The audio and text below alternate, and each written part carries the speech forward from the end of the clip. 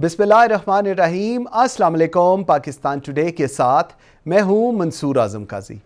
नाज़रीन, crypto currency की आड़ में बनाई गई जाली एप्लीकेशंस के जरिए पाकिस्तानी अवाम से अरबों रुपए के फ्रॉड का इंकशाफ पर वफाकी तहकीकाती अदारा FIA मुतहर्रिक हो गई है।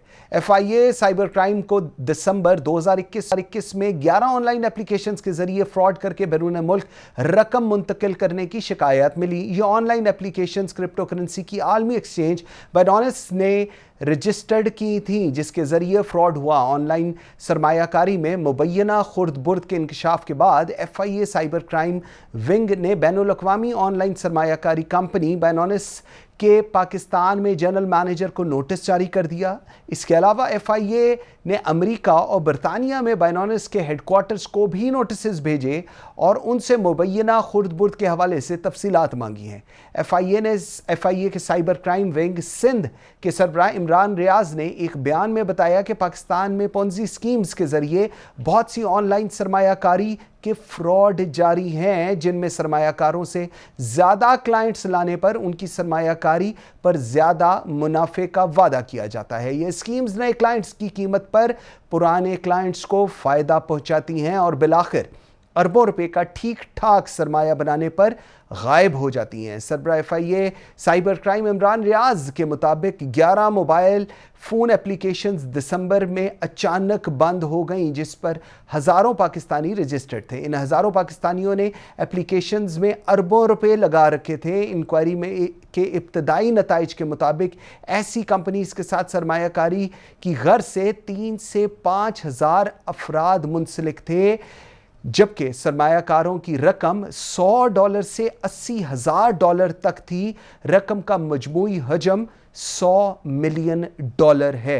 इस तमाम तर सूरत हाल पर बात करेंगे अपने प्रोग्राम के पहले हिस्से में, और मुझे ज्वाइन किया है Imran Riaz, director FIA cyber crime Sindh ने। Thank you very much Imran, बहुत शुक्रिया आपके टाइम देने का। सबसे पहले मुझे बताइएगा, ये पूरा स्कैम किस तरह हुआ और चीजें किस तरह सरफेस हुई, और इस वक्त as of we are talking right now situation क्या है जी? अस्सलाम वालेकुम जी, thank you so much for having me on. देखें जी, फर्स्ट ऑफ ऑल ये कि जी ये चीज सरफेस किस तरीके से हुई, उसमें ऐसा है कि जब ये ऐप्स बंद हुई तो मुझसे लोगों ने सोशल मीडिया पे राब्ता करना शुरू किया और बताया कि इस तरीके से जो है हमारा सरमाया लगा हुआ था पर्टिकुलर ऐप्स के अंदर। सबसे पहले हमें जो है एक ऐप जो रिपोर्ट हुई, दैट वाज HFC।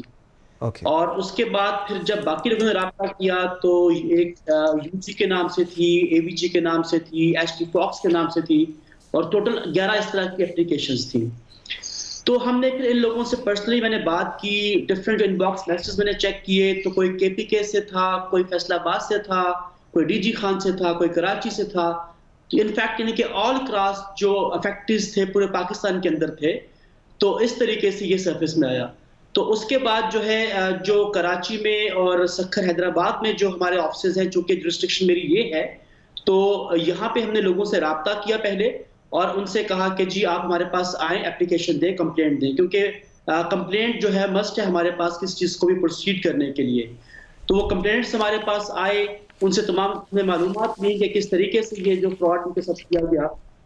अगर हम इसको एक्सप्लेन करें पूरे फ्रॉड को किस तरीके से हुआ, होता ये था कि जी ये जो एप्स थी, एनोनिमस एप्स थी, इनके जो ऑनर्स थे या इनके एडमिन्स थे, वो किसी को भी उनके बारे में मालूमात नहीं थी कि वो कहाँ से ऑपरेट कर रहे हैं। कोई जानता नहीं था, कभी किसी ने उनसे फोन पे बात नहीं की थी, और ना ही इन एप्स के कोई यहाँ पे पाकिस्तान में ऑफिसेज थे। ये सिर्फ इस तरीके से एल्योर करते हैं लोगों को कि शुरू में बोनसेस दे दिए, किसी एक क्लाइंट को कहा कि जी आप $300 मिलेंगे अगर आप इस तरह की ऐप डाउनलोड करेंगे। तो इस तरीके से करते करते ही रेफरल सिस्टम के थ्रू अपने क्लाइंट्स को बढ़ाते हैं। तो इसमें इन्होंने क्या किया कि जी जब काफी हद तक लोग इनके पास बढ़ गए तो इन्होंने जो है एक टेलीग्राम ग्रुप बनाया। टेलीग्राम इज ऐप जो कि आप कन्वर्सेशन के लिए यूज करते हैं, just like WhatsApp, calling app है, बिल्कुल ऐसे ही मैसेजिंग कॉलिंग ऐप। अच्छा, अब इस ऐप में लोगों को इनवाइट किया, ठीक है, और सबसे पहले इनसे कहा कि जी आप लोग बाइनांस जो प्लेटफॉर्म है, एक्सचेंज जो है वर्ल्ड वाइड वर्चुअल करेंसी के लिए, वहां पे आप रजिस्टर करें अपने आप को और वहां पे अपना वॉलेट अकाउंट बनाएं। अब ये करते ये थे कि पहले लोग उस वॉलेट अकाउंट में, विक्टिम का वॉलेट अकाउंट जो है, उसमें यूएसडीटी ट्रांसफर करते थे, और उस वॉलेट अकाउंट से जो एलिज्ड आपकी एप्लीकेशंस हैं उनके वॉलेट अकाउंट बने हुए फाइनेंस के ऊपर, उनमें पैसे ट्रांसफर करते थे। तो जो ही इन एलिज्ड एप्लीकेशंस के वॉलेट अकाउंट में पैसे जाते थे तो साथ ही वो पैसे ऐप में आते थे।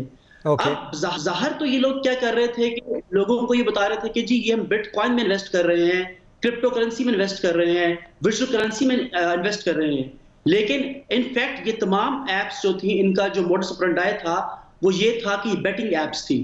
टेलीग्राम ग्रुप में इनका जो एनोनिमस ऑनर था वो एक सिग्नल देता था कि आज बिटकॉइन की प्राइस जो है वो राइज करेगी या फॉल करेगी।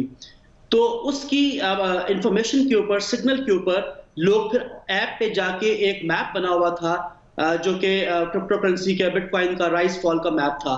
तो वहां पे लोग अगर राइज पे क्लिक करते थे, अगर बिटकॉइन राइज होता था तो फिर ये लोग पैसे जीत जाते थे, और अगर हारते थे तो फिर ये पैसे वॉलेट अकाउंट में ट्रांसफर हो जाते थे वापस आपके जो वर्चुअल करेंसी का जो है अकाउंट। अच्छा, मुझे एक चीज़ बताएं, इस वक्त FIA को कितनी है कि बायनॉनिस पाकिस्तान को माली जराइम का सरगना में मदद करने के लिए आज़ादाना और मुस्बत रवैया अपनाएगा, क्योंकि अपेरेंटली इस वक्त जो चीज़ें हैं वो FIA के हाथ से निकल के उस साइड पर हैं और उसी को आप लोग फोकस कर रहे हैं बायनॉनिस को। जी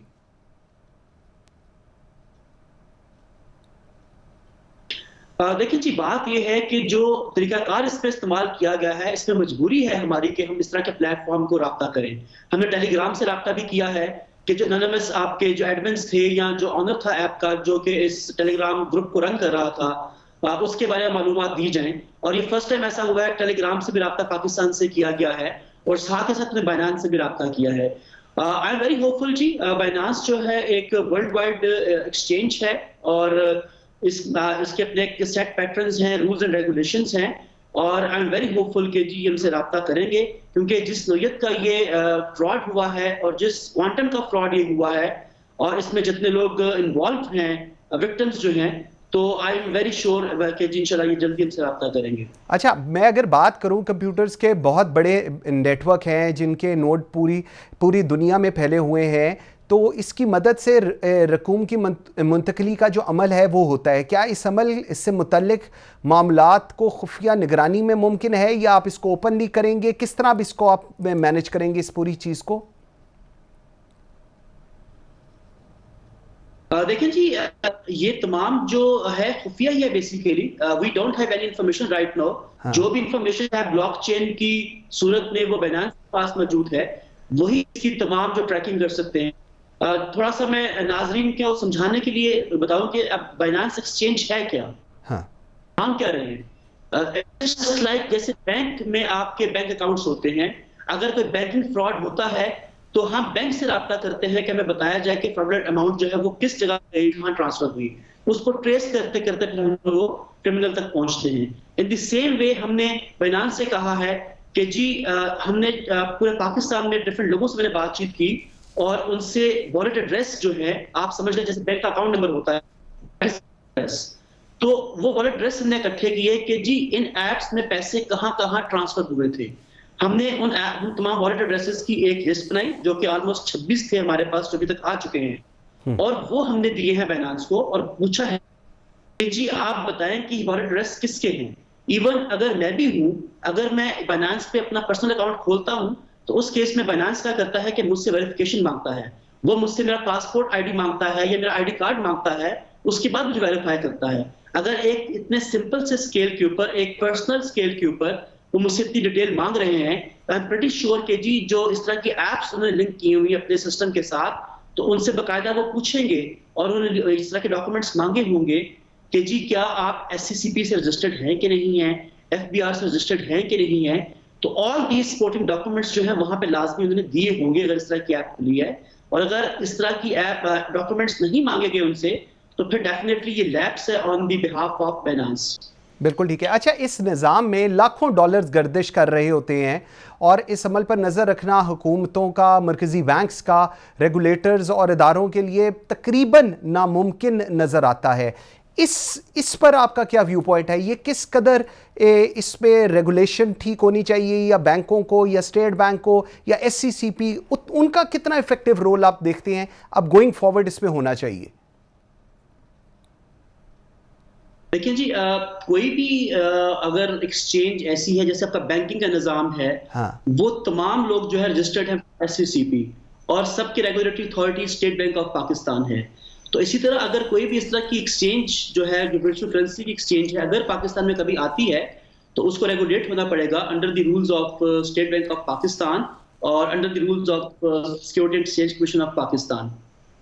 बिल्कुल ठीक है। अच्छा, अगर मैं फैटिव की थोड़ी बात करूं कि सख्त रेगुलेशंस के बाद आपको लगता है कि वक्त की ज़रूरत है कि क्रिप्टो करेंसी के बारे में अदालती अहकामात की रोशनी में काबिल अमल कवानीन बनाए जाएं? क्योंकि अगर कवानीन नहीं होंगे, और ये जिस तरह के रिपोर्टेडली बताया जा रहा है $20 बिलियन पाकिस्तान का इसमें गया हुआ है, तो इसको थोड़ा सा रीअलाइन करने की भी ज़रूरत है इस वक्त, या नहीं आप समझते हैं इसकी नहीं ज़रूरत?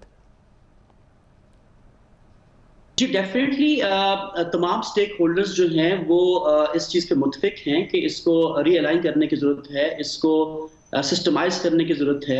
और जो आपने बताया जैसे कोर्ट के ऑर्डर्स के हवाले से, और उस हवाले से एक हाई लेवल कमेटी भी बनी हुई है जिसमें FIA, state bank of Pakistan और बाकी अदारे शामिल हैं, और उन सब की इनपुट के बाद ही कोई डिसीजन हो पाएगा। देखिए, बात यह है कि ठीक है, इट इज़ द फ्यूचर, लेकिन अभी तक जो है अब किसी भी गवर्नमेंट ने इसको एक्सेप्ट क्वालिफाइड नहीं किया है, और परहैप्स उसकी वजह ये है कि जितनी भी आपकी वर्चुअल करेंसीज हैं वो सब की सब जो हैं बहुत फ्लक्चुएट करती हैं, तो उस पे फ्लक्चुएशन की वजह से काफ़ी इम्पैक्ट इकोनॉमी के ऊपर आता है।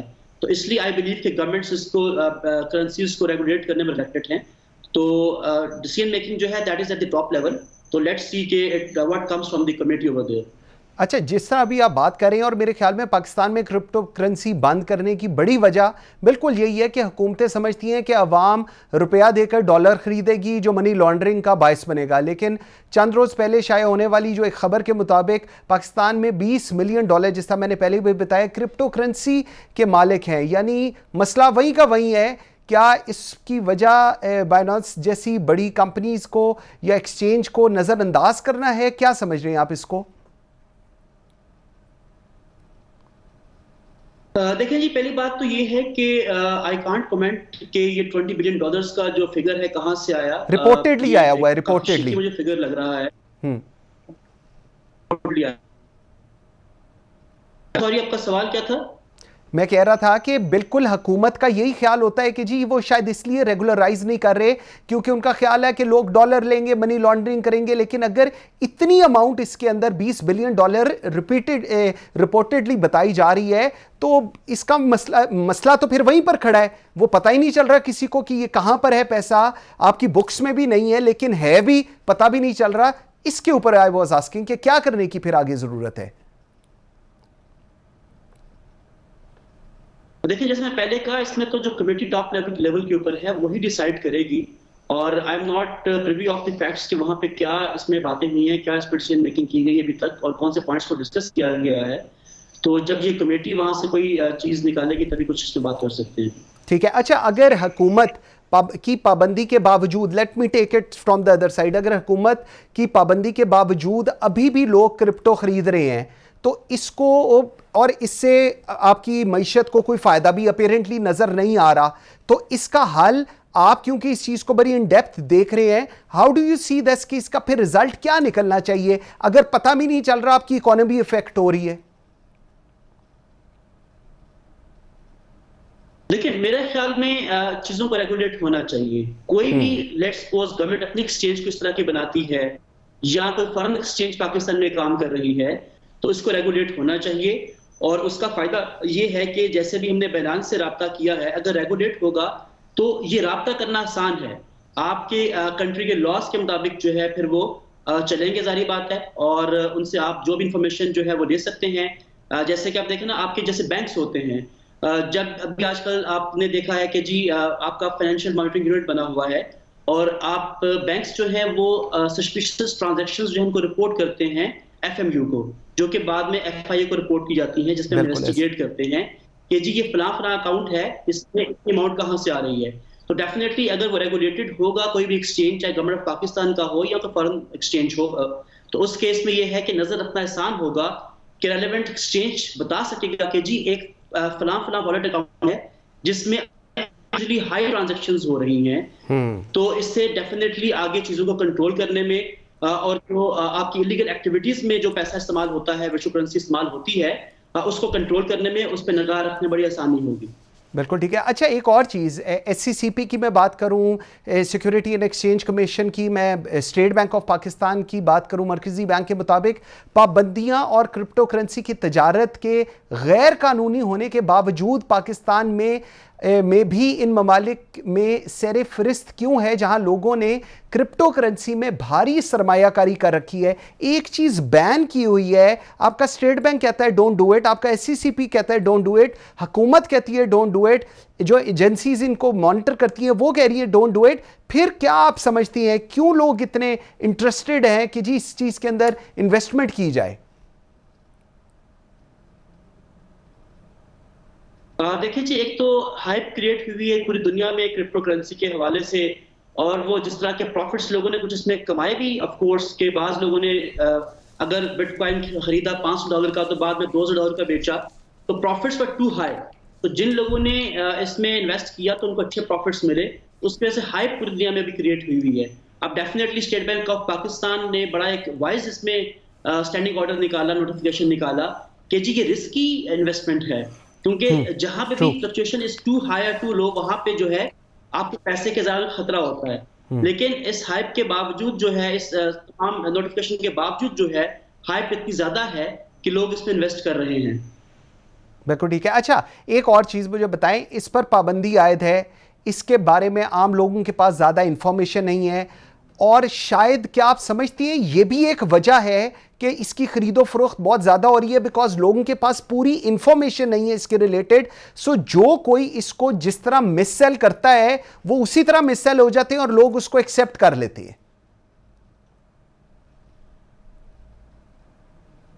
I'm sorry, की आवाज ब्रेक हुई, please please repeat the question. जी श्योर, मैं कह रहा हूं इस पर पाबंदी, क्योंकि इस पर पाबंदी आयद है, इसके बारे में आम आदमी के पास ज्यादा इंफॉर्मेशन नहीं है, इसकी वजह से इसकी जो खरीदो फरोख्त है उसको जिस तरह कोई मिससेल करना चाहे टू द कस्टमर वो मिससेल हो जाता है, क्योंकि उसके पास इंफॉर्मेशन नहीं है और कोई जरिया भी नहीं है कि वो जहां से जाकर देख सके कि ये मैं जो कर रहा हूं वो ठीक है या गलत है।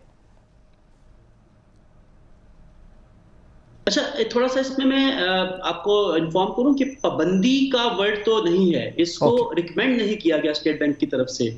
जहां पाबंदी होती, देखें इसमें जो मेन चीज है स्टेट बैंक ऑफ पाकिस्तान ने वो कहा हुआ है बैंक्स को कि अगर आप इस तरह की ट्रांजैक्शंस देखते हैं जहां पे आपके कस्टमर्स जो हैं वो क्रिप्टो में कहीं पे ट्रेड कर रहे हैं और पैसा अपना वहां पे इस्तेमाल कर रहे हैं, तो रिपोर्ट करें। अभी रिसेंटली क्या हुआ था कि इस्लामाबाद में एक इस तरह एक्शन हुआ, एक STR जनरेट हुई थी, I mean suspicious transaction report generate हुई थी फ्रॉम ए कमर्शियल बैंक। जी बिल्कुल। उसमें उन्होंने हमें बताया था कि जी ये जो हजारों लोग हैं वो इसमें ट्रेड कर रहे हैं क्रिप्टो के अंदर, तो फिर हमने उनको बैन किया था कि आप उनके अकाउंट को सीज कर दिया था, और क्रेडिट कार्ड भी ब्लॉक हुए थे कि ये जो है जी क्रेडिट कार्ड भी ब्लॉक हुए थे। और सेकेंडली मैं आपकी बात से मुतफिक हूं कि लोगों में अवेयरनेस की कमी है इसके हवाले से।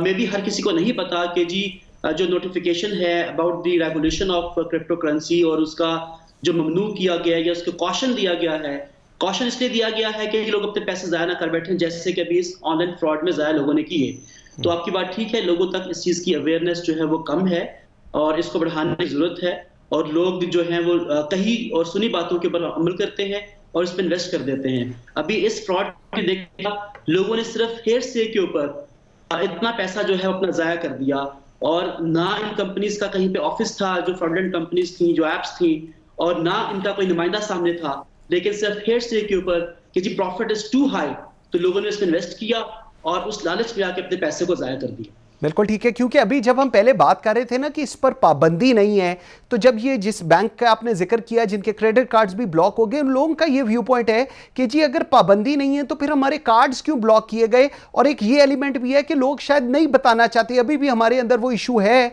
कि हम ना बताएं कि जी हम क्या कर रहे हैं। We want to remain, I believe कि बहुत ज़्यादा सीक्रेसी हमें चाहिए होती है। एनीवेज, मुझे एक चीज़ बताएं लास्टली, एफआईए की क्या प्लान्स है इसको काउंटर करने के लिए, और ऐसे स्कैम्स जो हम देखते हैं सामने आते हैं, इसके लिए क्या स्ट्रैटेजी एफआईए के पास है? देखिए जी, सबसे पहले तो अवेयरनेस कैंपेन ही है। मैं खुद भी सोशल मीडिया पे अवेयरनेस कैंपेन चलाता हूँ, वीडियोस और ये सब कुछ लॉन्च करता हूँ। तो एक चीज तो ये है, और सेकेंडली जो है हम एक इंफॉर्मेशन का सिस्टम बना रहे हैं, बल्कि इनफैक्ट काम भी कर रहा है।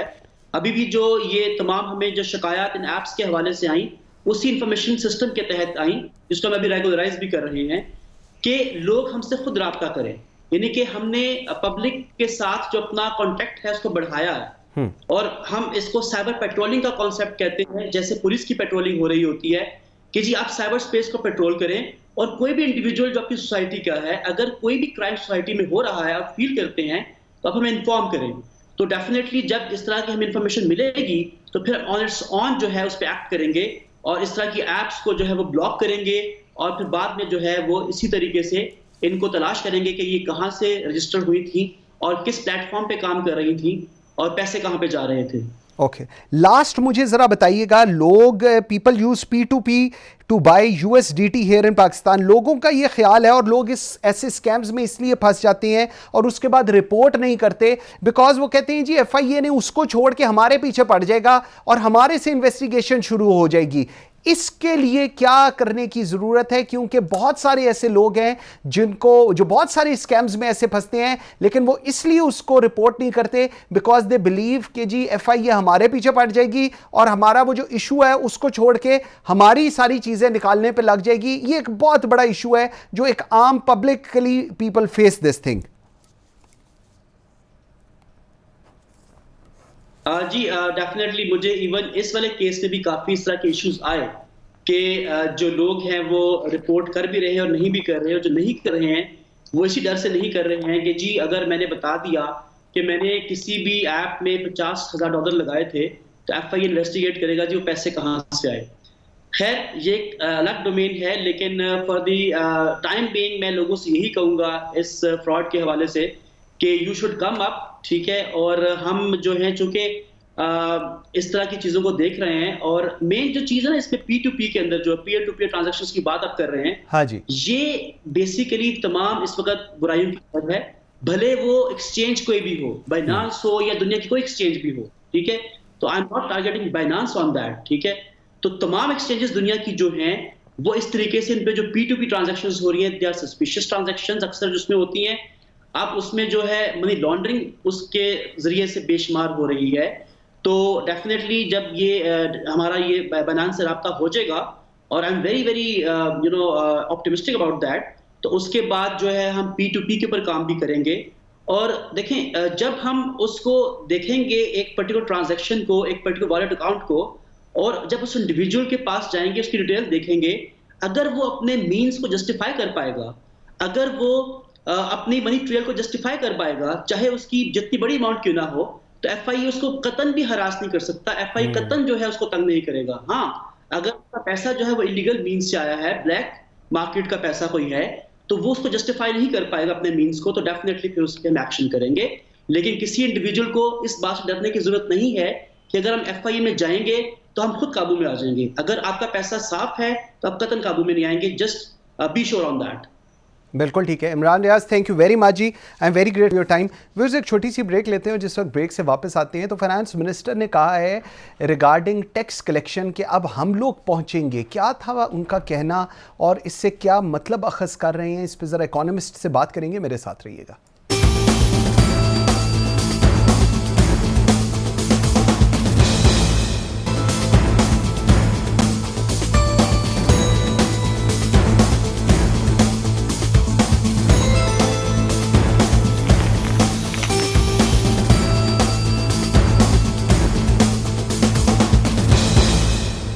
अब हम टेक्नोलॉजी को इस्तेमाल करेंगे, हर टैक्स पेयर तक पहुंच जाएंगे। जो अनरजिस्टर्ड टैक्स पेयर हैं उनको मैं एक किस्म से खुशखबरी दे रहा हूं, अगले चंद दिनों के हफ्तों में हम उनके पास पहुंच जाएंगे और हम उनको बता देंगे कि उनकी इनकम कितनी है और उनका टैक्स कितना बनता है। अभी हमें नोटिस देने की जरूरत नहीं है, हरासमेंट नहीं करेंगे, हम उनको कहेंगे आप देख लें और उसके बाद अगर फिर भी आप नहीं देंगे तो law will take its own course. Welcome back after the break जी। नाज़रीन, वज़ीर ख़ज़ाना शौकत तरीन ने टैक्स न देने वालों को ख़बरदार कर दिया है। टैक्स नाहिंदगान हमारे पहुंचने से पहले टैक्स अदा कर दें। अब सबको टैक्स के साथ इनकम टैक्स भी देना होगा। टैक्स नाहिंदगान का डाटा इकट्ठा कर लिया है। टैक्स न देने वालों के खिलाफ कार्रवाई होगी। टेक्नोलॉजी का इस्तेमाल करके टैक्स नाहिंदगान तक पहुंचेंगे। मफरूज़ों नहीं, हकायक पर बात करेंगे। किसी को हरासा नहीं किया जाएगा। अगर फिर भी टैक्स अदा ना करे तो कानूनी कार्रवाई करेंगे। लोगों को बताएंगे कि उनकी आमदन कितनी है। 22 करोड़ अवाम में सिर्फ 30 लाख लोग टैक्स देते हैं। टैक्स इकट्ठे नहीं होंगे तो मुल्क तरक्की नहीं करेगा। टैक्सों का निज़ाम खुदकार होने से महसूलात बढ़ेंगी। टैक्सों का निज़ाम आसान बनाया जा रहा है। टैक्सों का निज़ाम खुदकुर होने से महसूलात बढ़ेंगी और टैक्सों को हम आहंग करने पर काफ़ी काम हो रहा है। बैरून मुल्क में अगर आप टैक्स नहीं देते तो आपका वोट नहीं। इस तमाम तर सूरत हाल पर बात करेंगे प्रोग्राम के इस हिस्से में। आई एम वेरी ग्रेटफुल, मुझे इस वक्त ज्वाइन किया है डॉक्टर प्रोफेसर शाहरत ने, वेरी वेल रिनाउंड इकोनॉमिस्ट हैं। मेरे साथ हैं Faheem Sardar, once again a very well renowned economist. Thank you very much जी, बहुत शुक्रिया आप दोनों को टाइम देने का। डॉक्टर साहब, let me start with you. Shaukat तरीन साहब ने जो कहा है और उनका ऑब्वियसली मकसद ये है कि टैक्स नेट के अंदर लोग आएँ, लेकिन अनफॉर्चुनेटली हमारे रूरल एरियाज़ या बहुत सारे एक ऐसा हमारे पास पॉपुलेशन का वो एरिया है जिनको पता ही नहीं कि टैक्स किस तरह देना है, क्या प्रोसेस है, किस तरह इसका तरीक़ेकार होगा। तो ये उन सारों को अब जाकर बताएंगे, खुद उनको नॉलेज ट्रांसफ़र करेंगे या बस जाके अब कुछ और ही तरीक़ेकार इसका शुरू होगा? कैसे आप देख रही हैं फाइनेंस मिनिस्टर की स्टेटमेंट को जी? देखिए, मुझे तो लग रहा है कि काफ़ी एक धमकी आमेज उनका मुझे स्टेटमेंट लग रहा है। आप देखिए कि ये जो रूरल एरियाज में लोग हैं ये भी टैक्सेस दे रहे हैं, क्योंकि ये इनडायरेक्ट टैक्सेस जो है हमारे यहाँ वो 2/3 ऑफ द टैक्सेस जो है वो इनडायरेक्ट टैक्सेस हैं, और जो इनडायरेक्ट टैक्सेस हैं वो सब लोग दे रहे हैं। और आप देखिए कि पाकिस्तान का जो निज़ाम है टैक्सेशन का, उसमें और टैक्सेशन भी और वो भी एक्सपेंडिचर साइड, आप देखिए एक बहुत ही एक जालिमाना निज़ाम है ये। आप देखिए कि पाकिस्तान में सारे जो गरीब और मिडिल क्लासेस हैं वो टैक्सेस दे रहे हैं।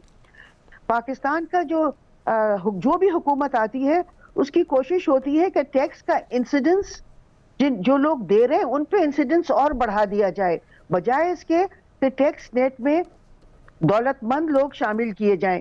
मिसाल के तौर पे आप देखिए कि ज़्यादातर हुकूमत टैक्सेस लगाती है बिजली पे, पेट्रोल पे, गैस पे, तो ये तो सारे लोग जो इसको इस्तेमाल करते हैं उनको देना पड़ता है। किसी गवर्नमेंट ने कोई कोशिश नहीं की कि दौलतमंद तबकों को टैक्स नेट में लाएं। हमारे यहाँ बहुत दौलतमंद तबके भी हैं, हमारे यहाँ बहुत लोग हैं, जमींदार हैं, बहुत दौलतमंद हैं। हमारे यहाँ जो स्टॉक एक्सचेंजेस हैं वहां भी there are people who are loaded with money, मगर उन पे टैक्सेस नहीं लगाए जाते। फिर आप देखिए कि पाकिस्तान जो है वो अपनी मल्टीनेशनल कंपनीज जो यहाँ आई हुई हैं उनको हम अपने बहुत से वसाइल दे रहे हैं बिल्कुल फ्री में। एक मल्टीनेशनल कंपनी को हम वो देते हैं पानी, जो एक स्केर्स कमोडिटी है, वो हम उनको बिल्कुल फ्री में देते हैं, उस पर वो पैसे प्रॉफिट कमाते हैं। एक और कंपनी को हम अपना नमकीन पानी देते हैं, वो भी फ्री में। फिर इसी तरह हम अपनी चिकनी मिट्टी है वो हमने एक कंपनी को दी हुई है 100 साल के लिए जीरो रॉयल्टी पे। ठीक, तो हमने कभी कोशिश नहीं की कि हम दौलतमंद लोगों को और दौलतमंद कंपनियों को टैक्स नेट में लाएं। Very valid point, very valid point. Doctor साहब मुझे डॉक्टर साहब, प्रोफेसर साहब मुझे जरा ये पॉइंट एक दफा सरदार फहीम के पास लेकर जाने दीजिएगा।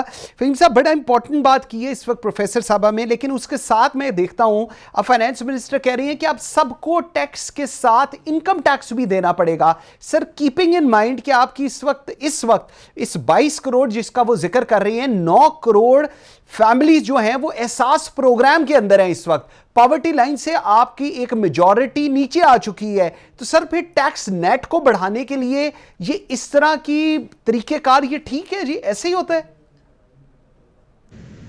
जी मंसूर, बहुत शुक्रिया आपका। मेरे ख्याल है कि जो एडवाइजर साहब ने जो बात की थी ना, वो है कि जो टैक्स दे सकते हैं उनके बारे में, जो लोग फॉर एग्जांपल सब्सिडीज़ पे हैं, जो एहसास प्रोग्राम में है, देखिए उनको टैक्स नेट में लाने के, वो तो पहले इनडायरेक्ट टैक्स दे रहे हैं, उनको टैक्स नेट में लाना, उनको रजिस्टर्ड टैक्स पेयर्स बना के गवर्नमेंट कुछ अचीव नहीं उतना कर सकेगी जितना वो चाहते हैं। असल में बात है, एक बहुत बड़ा गैप है जिसकी वो बात कर रहे हैं, जो मैं समझ सकूं कि हमारे पाकिस्तान में, जैसे प्रोफेसर साहिबा भी कह रही थी, बहुत सारे एरियाज हैं जो टैक्स हो ही नहीं रहे, बहुत सारी कॉरपोरेशंस हैं जिनके ऊपर उस तरह से टैक्स लग नहीं रही, बहुत सारे आपके इंडस्ट्रीज तो नहीं कहना चाहिए, सेक्टर्स हैं जिन पे प्रोपोर्शनल टैक्स ठीक नहीं है, agriculture being one of them. So अगर उन्होंने ये स्टेटमेंट दी है ना कि हम समझ गए हैं किसको रजिस्टर्ड होना चाहिए, किसको नहीं होना चाहिए, हम उनके पास आएंगे, ये था स्टेटमेंट उनका। जो बात समझ में आ रही है वो ये है कि ये बेसिकली उन्होंने कंजम्पशन पैटर्न्स देखे हैं, ठीक है, जो हमें पता है कि एफपीआर के पास है। कंजम्पशन पैटर्न्स देखेंगे, जो लोग सब्सिडीज पे हैं उनको तो देखें, वो तो फिर कंजम्पशन पैटर्न उनका भी आ जाएगा ना कि भाई वो तो लोअर एंड पे हैं, टैक्स तो आपने उनसे लेना है जो टैक्स दे सकते हैं। और ये एक सिंपल बेसिक लॉजिक है टैक्स देने की कि आपको थोड़ा सा एक प्रोपोर्शनैलिटी का कॉन्सेप्ट लाना पड़ता है, और उसके अंदर अगर एफपीआर के पास बहुत इंफॉर्मेशन है कि कंजम्पशन पैटर्न्स क्या है, वो बेसिकली मुझे जो समझ में आ रही है वो मैच करेंगे कि आपका consumption pattern with your tax payment, जहाँ पे वो बराबर है तो ठीक है, वो कहेंगे रजिस्टर हो जाए, जहाँ पे बराबर नहीं है, ज्यादा कंजम्पशन हो रही है पैटर्न कि में और उनके टैक्स पेमेंट कम है, तो उसमें जाहिर बात है कि एडजस्टमेंट आएगी जिसकी वो बात कर रहे हैं। वेरी वेरी प्रोफेसर साहबा, दो चीज़ें, एक एफबीआर के ऊपर इस वक्त डिपेंडेंसी दिखाई है हुकूमत ने, और एफबीआर के ही जो फॉर्मर चेयरमैन थे उनका जो एफबीआर को लेकर जितने भी चेयरमैन आए हैं उन सारों का जो व्यू पॉइंट है वो हम सबके सामने है। अब कहा जा रहा है कि जी टेक्नोलॉजी का इस्तेमाल करके टैक्स नाहिंदगान तक पहुंचेंगे, मफरूजों पर नहीं हकायक पर बात करेंगे। तो इसका मतलब ये क्या समझे कि पहले मफरूजों पर बात हो रही थी, पहले जो इनका आईटी सिस्टम या टेक्नोलॉजी थी वो इतनी स्ट्रांग नहीं थी, और ये वो अब थोड़ा अरसा हो गया तो अब ये चीज़ें ठीक हो गई हैं। मैं सही परसीव कर रहा हूँ या गलत परसेप्शन है जी मेरी? मुझे नहीं लगता कि हुकूमत ने कोई टेक्नोलॉजिकल कुछ वो किया है, बेहतरी की है, क्योंकि मुझे लगता नहीं है कि हुकूमत की कोई भी तवज्जो इस आजकल किसी बेहतरी की तरफ है। सारा टाइम पॉलिटिकिंग हो रही है, और मुझे तो नहीं लगता कि कोई टेक्नोलॉजिकल उसमें कोई बेहतरी आई है। तो अब मुझे नहीं पता कि उनका क्या मतलब है, मगर मेरे ख्याल में उनका लोगों को ये वार्निंग है कि आप हमसे बच नहीं सकते, हम आपके पीछे आएंगे और हम आपसे पैसे लेंगे। आप देखिए कि हुकूमत को चाहिए कि अपना थोड़ा सा जायजा ले कि वो किस तरह से पाकिस्तान के गरीब लोगों को कितने, यानी कि उनको आजकल खाना, एक वक्त का खाना भी मुश्किल है, और उन्हीं से चाहती है कि मैक्सिमम टैक्सेस निकालें, और उनकी मतलब लिटरली उनकी खाल उधेड़ के आप पैसे जमा कर रहे हैं। और आप रेवेन्यू साइड पे देखें जिस तरह टैक्स कलेक्शन है, तो लगता है मुल्क में वाकई एक बहुत सीरियस क्राइसिस आया हुआ है और बहुत पैसों की जरूरत है, और हुकूमत वाकई मतलब क्राइसिस है। मगर अगर आप एक्सपेंडिचर साइड पे देखें तो बिल्कुल नहीं लगता कि हुकूमत को किसी भी किस्म का कोई क्राइसिस है। ऐसा लगता है कि बहुत फरावानी है पैसे की। जिस तरह आप देखिए कि अभी हुकूमत ने जो फाइनेंस बिल पेश किया है पार्लियामेंट में, सेनेट में अभी जुमे को, तो उसमें उन्होंने जो स्टेट बैंक की ऑटोनॉमी, सो कॉल्ड ऑटोनॉमी का जो बात की है, तो उन्होंने प्रपोज किया है कि स्टेट बैंक के जो गवर्नर हैं उनकी तनख्वाह प्रपोज की है 1,50,00,000 रुपए महीना हर मंथ, और इसके अलावा 3 डेप्टी गवर्नर्स होंगे।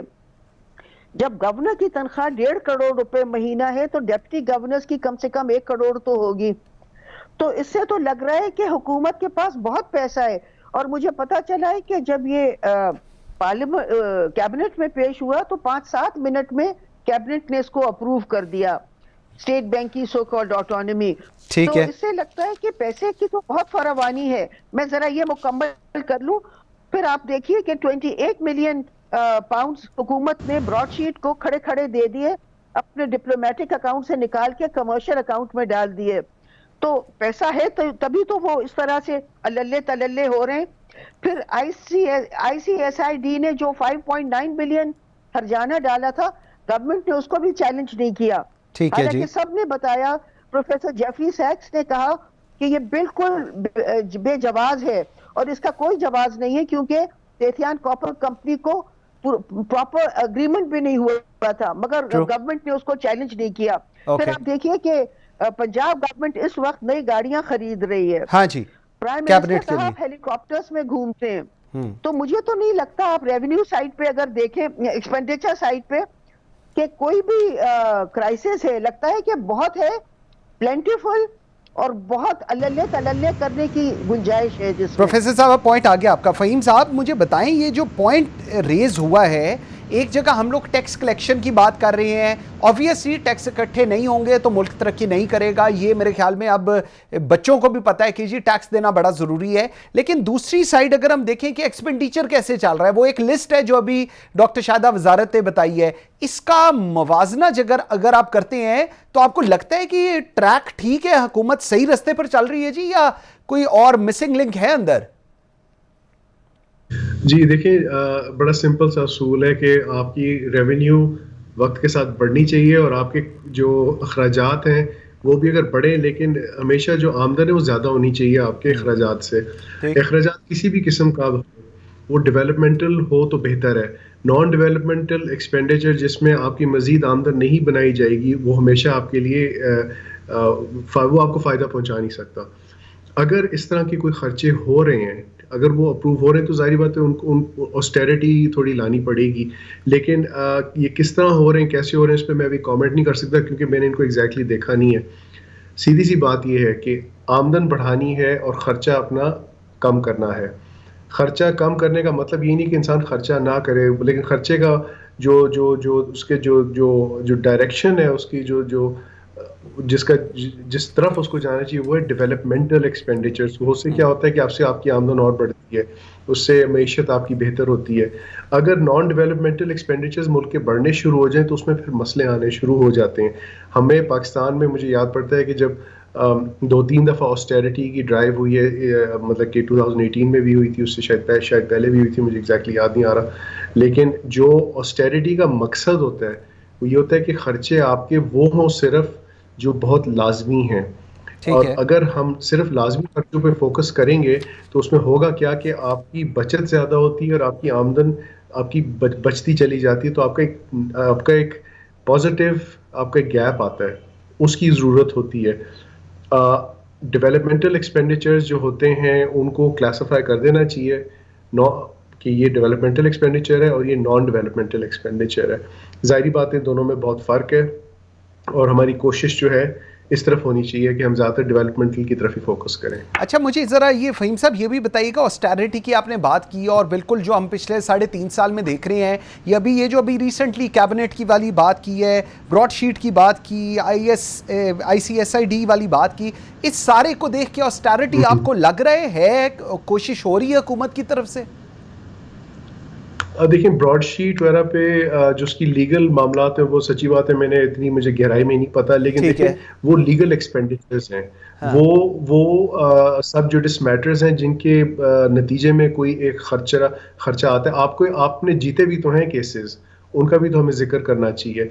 अगर एक लीगल मैटर में कोई खर्चा आता है, कोई एक्सपेंस आता है, देखिए that's a separate issue, और एक non developmental expenditure is a separate issue. मैं ये नहीं मैं जस्टिफाई नहीं कर रहा कि जी ये खैर है, कोई नहीं दे जिसको फराख दिली का मुजाहरा करें, मैंने ये बिल्कुल नहीं कहा। मैं सिर्फ ये कह रहा हूँ कि जो हमें पहले क्लासिफाई करना होता है कि ये आपके लीगल एक केस से रिलेटेड एक एक्सपेंडिचर है और ये नॉन डेवलपमेंटल एक्सपेंडिचर है।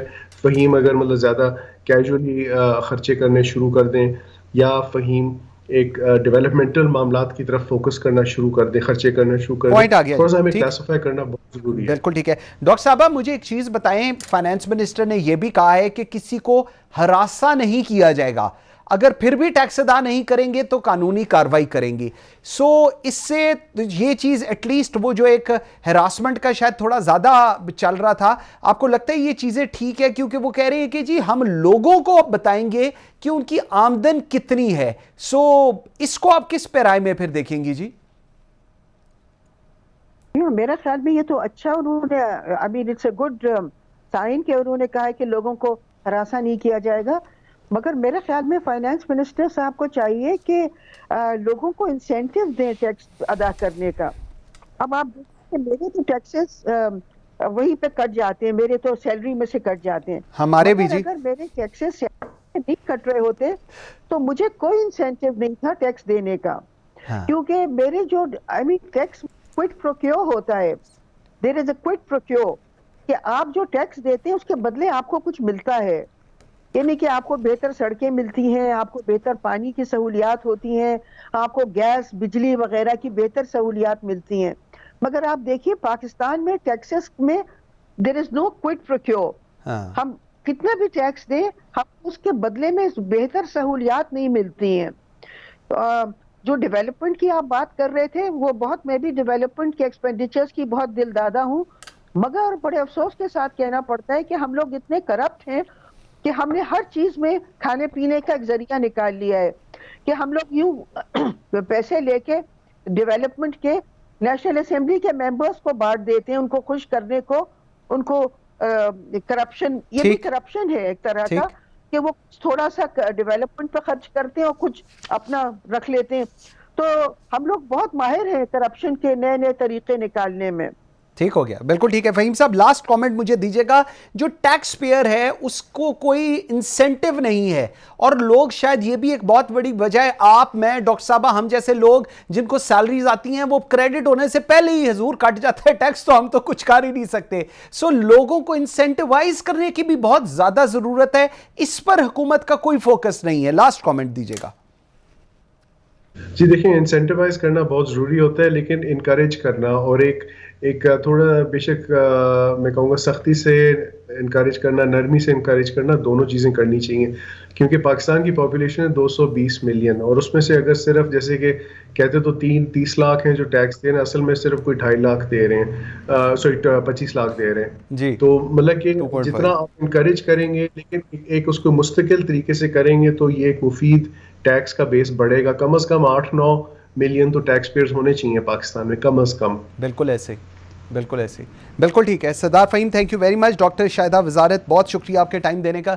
आपने डिस्कशन सुनी, हमने क्रिप्टो करेंसी के ऊपर भी बात की, और एक मेरे ख्याल में बड़ी कैंडिड डिस्कशन, और इससे आम आदमी को पता चला है कि हो क्या रहा है मुल्क के अंदर, और किस तरह ये कुछ अनासर जो हैं ये पूरे मुल्क को तबाह करने पे तले हुए हैं। उसके साथ साथ आपने डिस्कशन सुनी इकॉनमी को लेकर और टैक्स ब्रैकेट को जिसको बढ़ाने की बात फाइनेंस मिनिस्टर कर रहे हैं। अपना फीडबैक ज़रूर दीजिएगा। मुझे मंसूर आज़म काजी को इजाज़त दीजिए। अल्लाह हाफ़िज़।